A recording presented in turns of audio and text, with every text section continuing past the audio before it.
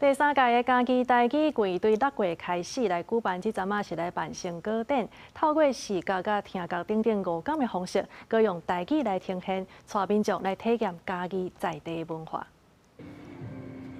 听早市啊、菜市啊内底话卖的声音，闻家己在地产业的气味。伫家己县中部各厂的农创园区举办台语季的成果展览，要互来的民众若透过看、听、闻等等的方式来入捌在地的食食文化，嘛互台语的学习有新的体验。因为本身咱一般吼台语咱拢是用讲，但是伊即个台语的时候用五感的时候，佫会当去摸，佫会当去闻。啊，当然台语本来就会当听，我感觉讲吼，这是一个特殊的物件。拄则看安尼设置里，就看即个台语文书产物件，啊，佫有即个家己在地物件，我感觉足感动的，就是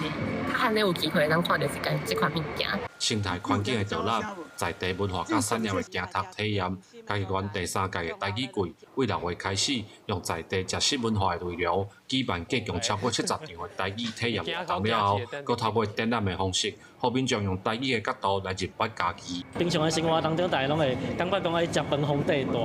都会感觉讲其实家己的物产还是家己的料理的方式拢做特别，所以我感觉即届阮特别用食来做主要的主题的原因是安尼。规划团队表示，台语的使用就伫生活当中，就亲像看到、摸到、闻到同款自然。透过3档以来台语活动的推广，结合家己在地物产甲文化，希望这款自然的体验展览，互台语文化的推广甲创意有新的呈现方式。记者林慧婷，家己报道。